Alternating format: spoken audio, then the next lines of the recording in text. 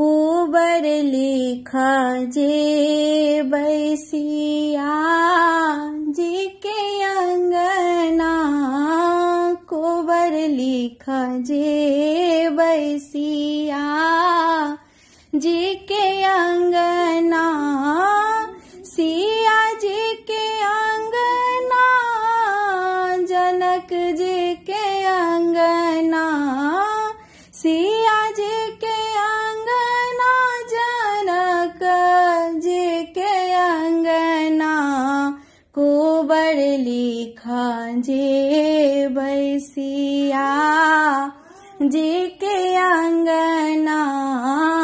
कुबर लिखा जे बैसिया जी के अंगना, ताही कुबर फूल रंग बिरंगी, ताही कुबर फूल रंग बिरंगी, ताही कुबर फूल रंग बिरंगी, चहुदिस पतिया गुलाब कलिया,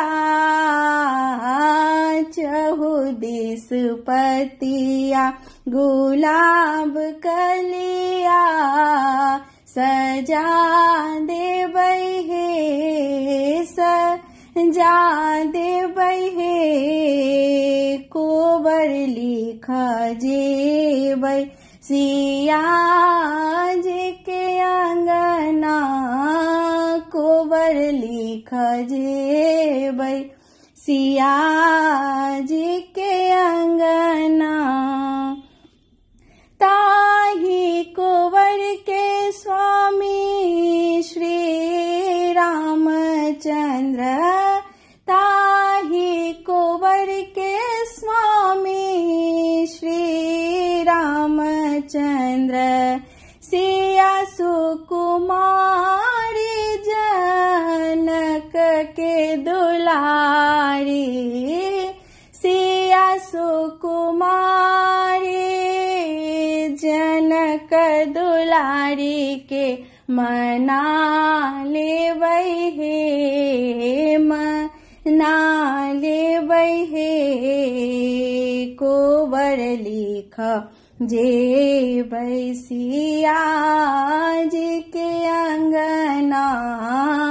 कुबर लिखा जे बैसिया जी के अंगना, सिया जी के अंगना, जनक जी के अंगना, सिया जी के अंगना, जनक जी के अंगना, जनक जी के अंगना, जनक जी के अंगना, जनक जी के अंगना, सिया जी के अंगना,